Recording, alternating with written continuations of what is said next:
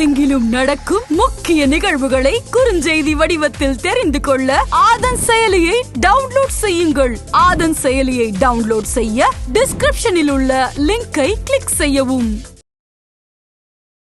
ஆனா இன்னைக்கு இந்த ரிசல்ட் பாத்தீங்கன்னா காங்கிரஸ் பாத்தீங்கன்னா ஒரு கடும் போட்டியை கொடுத்திருக்காங்க. பாஜகவுக்கு ஒரு பயம் ஏற்பட்டிருக்கு. அதிகாரத்துக்கு வர விரும்புகிற நரேந்திர மோடி பாஜகவுக்கும் ஆதரவு. அதே நேரத்தில் அவங்களுக்கு கடிவாளம் போடுற மாதிரி நீங்க நினைச்சபடி எதுவும் செய்ய முடியாது, உங்களை கட்டுப்படுத்துறதுக்கு நாங்க காங்கிரஸ் ஐஎன்டி அணிக்கும் வாக்களிக்கிறோம் அப்படிங்கிற மாதிரி கொண்டு வந்துட்டாங்க. திமுகவில் அணி சேர்ந்திருக்கிற வலிமையான கூட்டணி கட்சிகளின் வாக்குகளும் திமுக வாக்குகளும் அதை தாண்டி கட்சியின் அமைச்சர்கள் மாநில நிர்வாகிகள் போட்ட அந்த எஃபெக்ட் இருக்குல்ல, அது அவங்களுக்கு ஒரு ஒட்டுமொத்த வெற்றியை தேடி தந்திருக்கு அப்படின்னு தான் நான் பாக்குறேன். பாஜக நிறைய இடங்கள்ல செகண்ட் பிளேஸ் வந்திருக்காங்க. சோ இதுவே அவங்களுக்கு ஒரு பெரிய வெற்றி தானே. தேர்தலுக்கு முந்தைய கணிப்பு, தேர்தலுக்கு பிந்தைய கணிப்பு, பாஜகவினுடைய எண்ணம், லட்சியம், இதையெல்லாம் பார்க்கிற பொழுது தேர்தல் கமிஷனையே தங்கள் கைக்குள் போட்டு விட்டார்களோ அப்படிங்கிற மாதிரி ஒரு விமர்சனம் இருந்தது. வாக்கு சதவீதம் அதிகரித்து நாங்கள் திமுகவுக்கு நேரடியான போட்டி நாங்கள் தான் அப்படின்னு அவங்க பேசக்கூடிய அளவுக்கு கொண்டு வந்து அண்ணா திமுகவை திரு எடப்பாடி கொண்டு வந்துட்டாரு அப்படிங்கிற மாதிரி தான் இதுல நம்ம பார்க்கணும். இப்ப இன்றைக்கு பாஜக வாங்கிய வாக்குகளும் எடப்பாடி பழனிசாமி தலைமையிலான அதிமுக வாங்கின வாக்குகளை இணைத்து பார்த்தா இந்த 40ல் 30-35 தொகுதியை வெற்றி பெற்றிருப்பாங்களோங்கிற மாதிரி இருக்கு. இங்க அதிமுகவினர் ஒன்றுபட்டால் தான் கட்சியை மீண்டும் ஒரு வெற்றி பாதைக்கு கொண்டு செல்ல முடியும். எந்த அடிப்படையில, எந்த நம்பிக்கையின் அடிப்படையில 2026 அதிமுகவுக்கு ஓட்டு போடுவாங்க. ஆதன் நியூஸ் நேயர்களுக்கு வணக்கம். முக்கிய நிகழ்வுகளை உடனுக்குடன் தெரிந்து கொள்ள ஆதன் செயலியை டவுன்லோட் செய்யுங்கள். டவுன்லோட் லிங்க் டிஸ்கிரிப்ஷனில் உள்ளது. இன்று நம்மோடு மூத்த பத்திரிகையாளர் துரைகருணா அவர்கள் இணைந்திருக்கிறார். வாருங்கள் பேசலாம். வணக்கம் சார். வணக்கம் சகோதரி. எக்ஸிட் போல் பத்தி நம்ம ஏற்கனவே பேசியிருந்தோம் சார். அதுல மோடி அவர்களுடைய டார்கெட்டை கிட்டத்தட்ட ரீச் பண்ணிடுவாரு அப்படிங்கிற மாதிரிதான் எல்லா கருத்து கணிப்புகளுமே இருந்தது. நம்மளும் அந்த மாதிரிதான் பேசியிருந்தோம். ஆனா இன்னைக்கு இந்த ரிசல்ட் பாத்தீங்கன்னா காங்கிரஸ் பாத்தீங்கன்னா ஒரு கடும் போட்டியை கொடுத்திருக்காங்க. பாஜகவுக்கு ஒரு பயம் ஏற்பட்டிருக்கு. அது ரொம்ப முக்கியமான விஷயம் பார்க்கப்படுறது என்ன அப்படின்னா, பொதுவே வட மாநில மக்கள் அப்படின்னாலே இந்துத்துவம், அவங்க மோடி இவர்களுக்கு தான் ஓட்டு போடுவாங்க.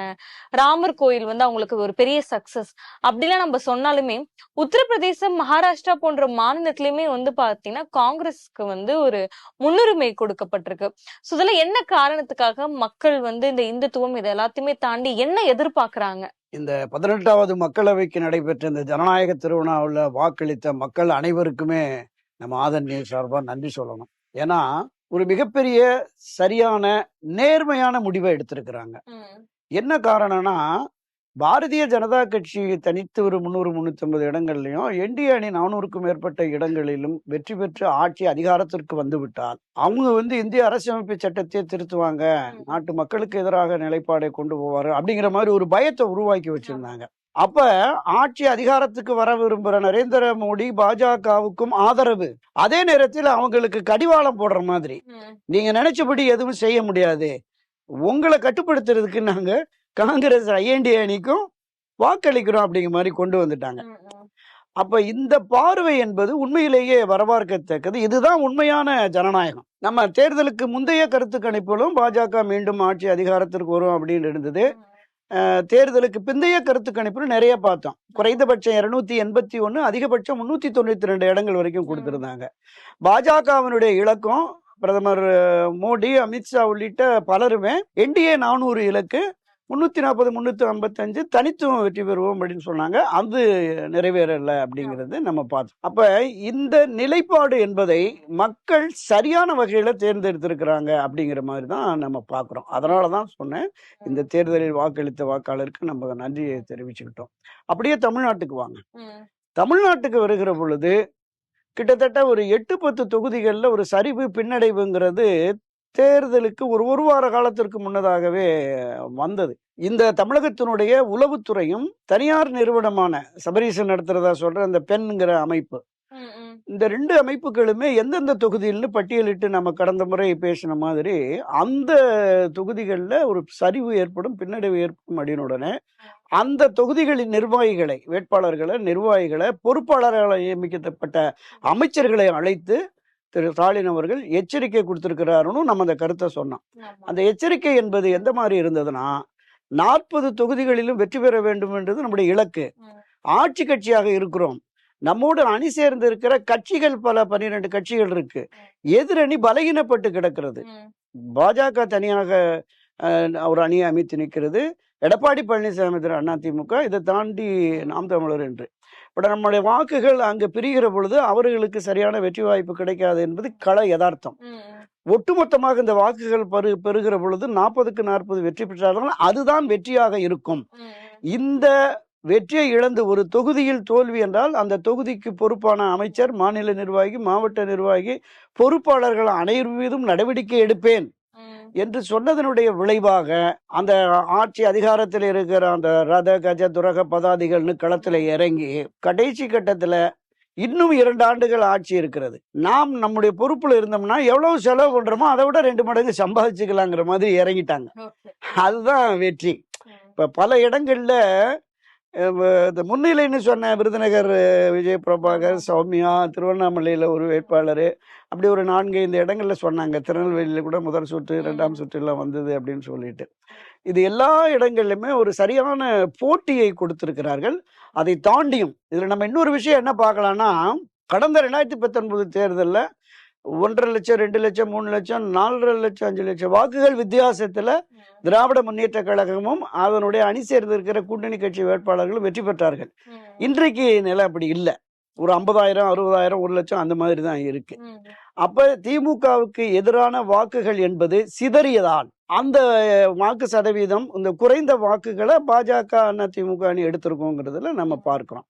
எனவே திமுகவில் அணி சேர்ந்திருக்கிற வலிமையான கூட்டணி கட்சிகளின் வாக்குகளும் திமுக வாக்குகளும் அதை தாண்டி கட்சியின் அமைச்சர்கள், மாநில நிர்வாகிகள் போட்ட அந்த எஃபெக்ட் இருக்குல்ல, அது அவங்களுக்கு ஒரு ஒட்டுமொத்த வெற்றியை தேடி தந்திருக்கு அப்படின்னு தான் நான் பாக்குறேன். சார், அதே மாதிரி 40ம் நமதே அப்படிங்கிறது தான் முதல்வர் அவர்களுடைய ஒரு குறிக்கோளாவே இருந்துச்சு. அதே மாதிரி 40 தொகுதிகளும் தற்போதைய நிலவரப்படி அவங்க முன்னிலையில தான் இருக்கிறாங்க.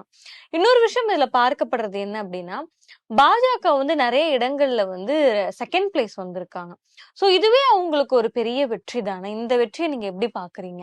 இல்ல, நிச்சயமாக. அதாவது பாரதிய ஜனதா கட்சி இப்படி தேர்தலுக்கு முந்தைய கணிப்பு, தேர்தலுக்கு பிந்தைய கணிப்பு, பாஜகவினுடைய எண்ணம், லட்சியம், இதையெல்லாம் பார்க்கிற பொழுது தேர்தல் கமிஷனையே தங்கள் கைக்குள் போட்டு விட்டார்களோ அப்படிங்கிற மாதிரி ஒரு விமர்சனம் இருந்தது. இதை தாண்டி இவிஎம் மிஷின்ல நிறைய பண்ணிட்டாங்க, அங்க எங்க நம்ம வலைத்தளங்கள்லாம் பார்த்தோம். அதனாலதான் அவங்க அதை ஒரு இலக்கா நிர்ணயித்து போறாங்க அப்படின்னா, அவை அனைத்துமே பொய் என்பது இப்ப நிரூபணம் ஆயிடுச்சு. அப்ப இந்த இந்த நிலைப்பாட்டை தாண்டி இப்ப வடக்க பெரிய அளவுல நீங்க குறிப்பிட்டது மாதிரி பெரிய மாற்றங்கள் ஏற்படலை. வட மாநிலம், குறிப்பா உத்தரப்பிரதேசம், ராஜஸ்தான் போன்ற பகுதிகளில் பாஜகவுக்கு மிக அதிகமான இடங்களை பெற்ற இடங்கள்ல கூட வர முடியல. அப்ப மக்களினுடைய பார்வை என்பது பரவலாக ஜனநாயக ரீதியில் ஒரு அமைப்பு, அதாவது ஐஎன்டிஏ அணி ஒரு சரியா ஒற்றுமை இல்லை, கட்டமைப்பு இல்லை அப்படிங்கிற மாதிரி நம்ம கடந்த முறை பேசியிருந்தோம். அதனால ஒரு சரிவை, பின்னடைவை சந்திக்கலாம் அப்படின்னு சொல்லிட்டு, அதையும் தாண்டி இவங்களுக்கு இந்த அளவுக்கு வாக்குகள் வருகிற பொழுது பாரதிய ஜனதா கட்சி எதிர்பார்த்த அந்த இடங்களை வழங்காமல் அதை பகிர்ந்து கொடுத்து ஜனநாயக ரீதியில் இந்த அரசை, இந்த ஆட்சியை, இந்த தேசத்தை கட்டமைத்து வழிநடத்த வேண்டும் என்கிற எண்ணம், உணர்வின் அடிப்படையில தான் தேசிய அளவில் அந்த முடிவு. தமிழ்நாட்டை பொறுத்த அளவில் நீங்கள் குறிப்பிட்டது மாதிரி இந்த 40 தொகுதிகளிலும் ஒரு மகத்தான வெற்றி, 40ம் நமதே என்கிற அந்த கோஷத்தை அவர்கள் வென்றெடுத்து விட்டார்கள். அதுல எந்த மாற்று கருத்துமே இல்லை. அடுத்த நிலையில் இருக்கிற பாரதிய ஜனதா கட்சி இப்பொழுது 2வது இடம், பல தொகுதிகளில் 10-12 தொகுதியில 2வது இடத்துல இருக்காங்க. இதுவரைக்கும் நம்ம கடந்த காலங்கள்ல அது பற்றிய ஒரு விமர்சனம் இருந்தது. நோட்டாவுக்கு கீழ் வாங்குற கட்சி தமிழ்நாட்டில் கால் ஊன்றவே முடியாது, அவர்களால் இங்க என்ட்ரி பண்ண முடியாது அப்படிங்கிற மாதிரி. பாஜக என்ன சொன்னாங்க, நாங்கள் விதை ஊன்றி அது விருட்சமாக வளர்ந்து வருகிறது, அதனுடைய நீட்சியா நம்ம பல பதிவுகளில் சொல்லியிருக்கோம். திரு எல் முருகன், திருமதி தமிழிசை சவுந்தரராஜன், அண்ணாமலை, இவங்க காலகட்டத்தில் அந்த வளர்ச்சி பாதையை நோக்கி போகுது. அது அடுத்தடுத்த தேர்தல்கள்ல வாக்கு சதவீதத்தை நிரூபிக்கும் அப்படிங்கிற மாதிரி தான் நம்ம பேசிட்டு ஆமா. இருக்கோம்.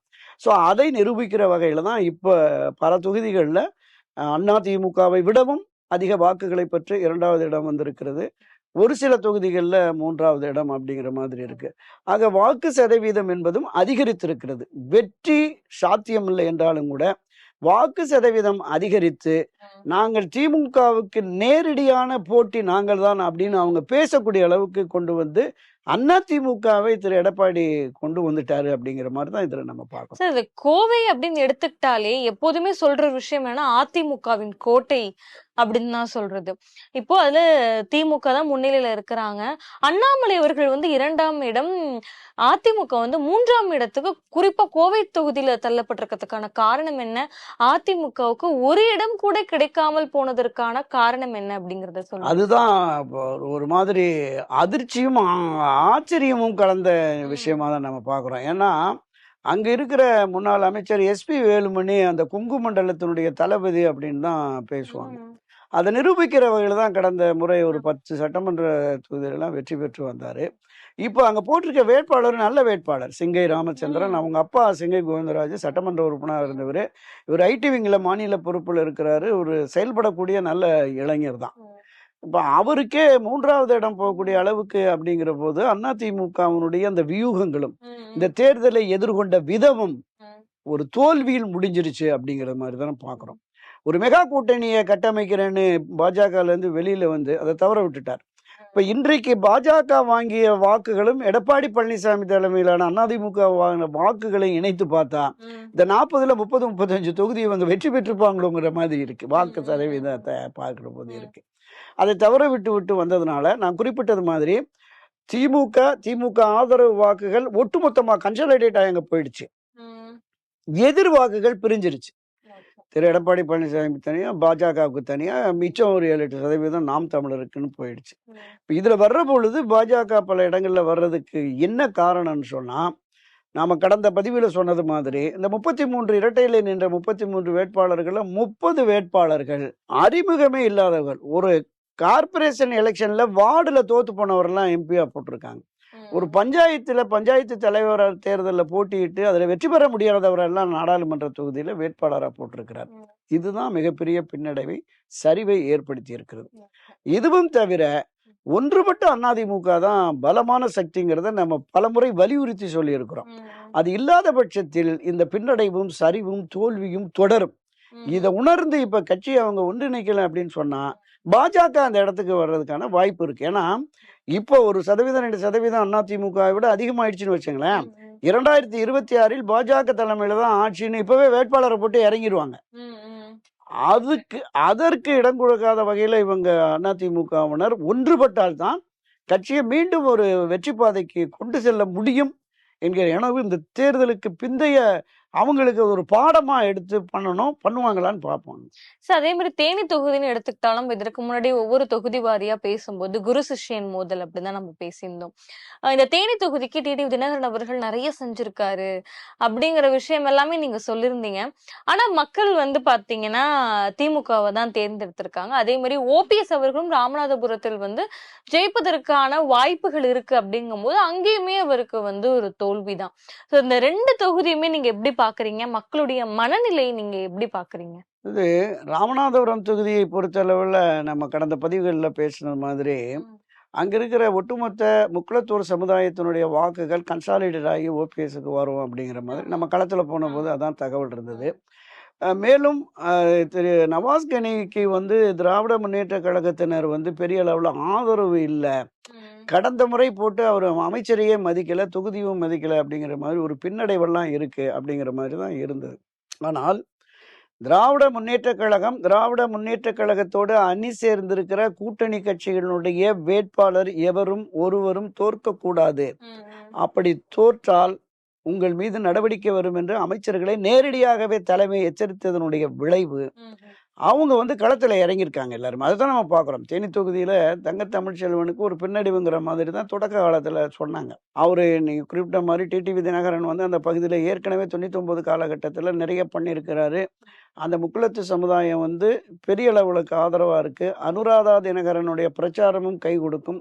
எனவே வெற்றி சாத்தியம் அப்படிங்கிற மாதிரி அந்த பகுதிகளில் இருக்கிற மக்களின் மனநிலையை நாம் எதிரொலிச்சோம். இதையும் தாண்டி அமைச்சர் மூர்த்தி அவர்கள் ஒரு கூட்டத்தில் பேசுகிற போது சொன்னார், இந்த 10,000 பேரை கூப்பிட்டு வரேன்னு சொல்லிட்டு வெறும் 500 பேரை கூப்பிட்டு வந்திருக்கீங்க. இந்த தொகுதியில் இப்படி ஒரு இது வந்து தோல்வி அடைஞ்சிச்சுன்னா எனக்கு மந்திரி பதவியும் போயிடும், நான் வந்து கட்சியிலே இருக்க முடியாது அப்படிங்கிற மாதிரி தொண்டர்கள் நிர்வாகிகள் கூட்டத்தில் பேசியிருக்கிறார். அப்போ இன்னும் 2 ஆண்டுகள் இந்த ஆட்சி இருக்கிறது. இந்த 2 ஆண்டுகளில் நாம் எவ்வளோ வேணாலும் சம்பாதிச்சுக்கலாம், இருக்கிற காசை செலவு பண்ணி ஜெயிக்க வச்சுருவோம் அப்படிங்கிற மாதிரி நிறைய இடங்களில் அந்த பண விநியோகமும் நடைபெற்று இந்த வெற்றியை ஈற்றிருக்கிறார்கள். எது எப்படியோ காரண காரியங்கள் முக்கியம் இல்லை, வெற்றி தான் இலக்கு என்று அந்த இலக்கை திமுக அடைஞ்சிருச்சு. சார், அதே மாதிரி அதிமுகவினர் சொல்ற விஷயம் என்ன அப்படின்னா, எங்களுக்கு நாடாளுமன்ற தேர்தல் வந்து எங்களுடைய டார்கெட் கிடையாது, எங்களுடைய டார்கெட் வந்து சட்டமன்ற தேர்தல் தான், நாங்க அதுல எங்களுடைய இன்புட்ஸ் எல்லாமே கொடுப்போம் அப்படிங்கிற மாதிரியான ஒரு விஷயம் வந்து அவங்க சொல்றாங்க. சோ இந்த தேர்தலை நம்ம ஒரு முன்னோட்டமா பார்க்கலாமா, இல்ல வந்து இல்ல சட்டமன்ற தேர்தலை எப்படி அதிமுகவினர் சந்திப்பாங்க, மக்கள் எப்படி ஏத்துப்பாங்கன்னு நினைக்கிறீங்க? இல்ல, ஒவ்வொரு முறையுமே நம்முடைய மாநிலத்தை யார் ஆளுவது அப்படிங்கிற பார்வை மக்களுக்கு இருக்கும். தேசிய அளவில் பார்க்குற போது நாடாளுமன்றத்திலே டெல்லியிலே யார் ஆட்சி அதிகாரத்துக்கு வருவது அப்படிங்கிற பார்வை இருக்கும். பல்வேறு மாநிலங்கள் இருக்கும். இப்போ தமிழ்நாட்டை பொறுத்த அளவில் அது இன்னும் கொஞ்சம் வித்தியாசமா, மத்தியிலே யார் ஆளுவது என்று முடிவெடுத்து அதற்கு தக்கவாறு வாக்குகளை செலுத்தினார்களா அப்படிங்கிறது இல்லை. ஏன்னா அப்படி செலுத்தியிருந்தா நிச்சயமா பாஜகவுக்கு தான் அவங்க வாக்களித்திருக்கணும். பாஜகவிற்கான அந்த வாக்கு வங்கி என்பது தமிழகத்தில் போதுமான அளவுக்கு இல்லை என்பது கள யதார்த்தம். அந்த வகையில் அவங்களுக்கு இல்லை. இப்போ காங்கிரஸ், சிபிஐ, சிபிஎம் எல்லா கட்சி வேட்பாளர்களும் வெற்றி பெறக்கூடிய அளவிற்கான ஒரு ஆதரவு நிலைப்பாட்டை அவங்க உருவாக்கி வச்சிருக்காங்க. இப்போ இதே நிலை, இதே கூட்டணி தொடர்ந்தால் 2026லயும் அதிமுக எடப்பாடி பழனிசாமி தலைமையில மட்டுமே களம் கண்டால் நிச்சயமாக வெற்றி பெற முடியாது, சாத்தியமே இல்லை. ஏன்னா இதை நிரூபிச்சுட்டாங்க. இந்த முறை கூட்டணி பலம் தான், மெகா கூட்டணி அமைப்போம் என்று வந்து ஒரு தோல்வியை கண்டுட்டாரு. இருக்கிற கட்சியவாது பலப்படுத்தினா அந்த வாக்குகளாவது நமக்கு ஒட்டுமொத்தமாக வந்து சேரும் அப்படிங்கிற அந்த எண்ண ஓட்டத்தோட இந்த தேர்தலை 2026 பொது தேர்தலை எதிர்கொண்டால்தான் நிச்சயமாக வெற்றி. ஏன்னா இதே நிலையில பாரதிய ஜனதா கட்சியும் சட்டமன்ற பொது தேர்தலில் வருகிற பொழுது இதை விடவும் கூடுதலாக எஃபெக்ட் போட்டு அவங்க வியூகங்களை வகுத்து களம் இறங்குற போது ஏராளமான வாக்குகளை அவர்களும் திமுகவுக்கு எதிரான வாக்குகளை நிறைய பிரிப்பதற்கான வாய்ப்பு இருக்கிறது. அப்ப நீங்க 1000 ஓட்டு, 5000 ஓட்டு, 2000 ஓட்டுல கூட தோற்கிறதுக்கான வாய்ப்பு இருக்கு. ஏன்னா சட்டமன்றத்தை பொறுத்தவரையில் வெற்றி தோல்வியை தீர்மானிக்கிறது வெறும் 117 ஓட்டில் கோயம்புத்தூரில் நம்ம சிஐடி ஆசவந்தராஜ் ஜெயிச்சார். போன முறை டி நகரில் சத்யா 135 ஓட்டில் தான் தோத்தார். அதனால் ஒரு தொகுதிக்கு ஒரு 1000 ஓட்டு, 500 ஓட்டை இந்த திரு ஓபிஎஸ்சி, தினகரன், சசிகலா குரூப் பிரித்தா கூட வெற்றி சாத்தியமில்லை அப்படிங்கிற மாதிரி இருக்கிறதுனால தான் 2026 நாம் வெற்றி பெறுவோம், நாம் பணத்தையோ எதையோ செலவு பண்ணி நம்ம ஆட்சி அதிகாரத்திற்கு வருவோம். திமுக 3 ஆண்டு ஆட்சியிலே எதிர்ப்பாக இருக்குது மக்கள். இன்னும் 2 ஆண்டுகள் போகிற போது இன்னும் கூடுதலான எதிர்ப்பு வரும். அந்த எதிர்ப்பை நாம் அறுவடை பண்ணி கடந்த காலங்களில் இருந்தது மாதிரியே திமுகவுக்கு மாற்று அதிமுக, அதிமுக மாற்று திமுக என்கிற நிலையில இந்த திமுக ஆட்சிக்கு மாற்றாக அதிமுகவை மக்கள் கொண்டு வந்து விடுவார்கள் அப்படின்னு திரு எடப்பாடி பழனிசாமி நம்புறார். அப்ப அவர் வெற்றி பெறுவார் என்கிற நம்பிக்கையை உருவாக்குவதற்கு கூட்டணி பலம் இருக்கணும், அல்லது சொந்த கட்சியினுடைய பலம் இருக்கணும். சொந்த கட்சி சரியான கட்டமைப்போடு முன்பு இருந்தது மாதிரி ஒரு ஒன்றுபட்ட அதிமுகன்னு வந்ததுன்னா திமுகல இருந்து வெளியேறி இங்க வர்றது கூட வாய்ப்பு இருக்கிறது. நம்ம கடந்த பதிவுல பேசின மாதிரி மிக குறைந்த இடங்கள், நீ ஒரு காலத்துல 18-20 இடங்கள்ல கம்யூனிஸ்ட் கட்சிகள் போட்டியிட்டது, வெறும் 6 இடத்துல கொடுத்தாங்க.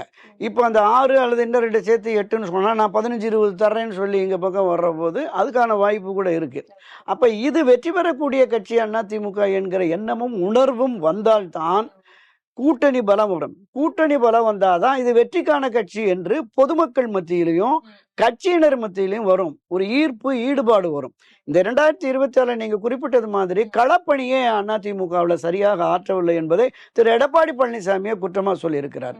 நீங்க இதுல என்னன்னா, தலைநகர் சென்னையில் இருக்கிற 3 தொகுதியிலும் 3வது இடம் போனதா நான் கேள்விப்படுறேன். இப்போ வரபோது அந்த தகவல் கிடைச்சது. அப்போ ஏற்கனவே நடைபெற்ற சட்டமன்ற பொதுத் தேர்தலில் சென்னை, செங்கல்பட்டு, திருவள்ளூர், காஞ்சிபுரம் இந்த 4 மாவட்டத்திலையும் ஒரே ஒரு பெண் பிரதிநிதி மரகதம் குமரவேலுன்னு அந்த ஒரு அம்மா தான் வெற்றி பெற்று வந்தாங்க. அதிமுக மானத்தை காப்பாற்றினாங்க.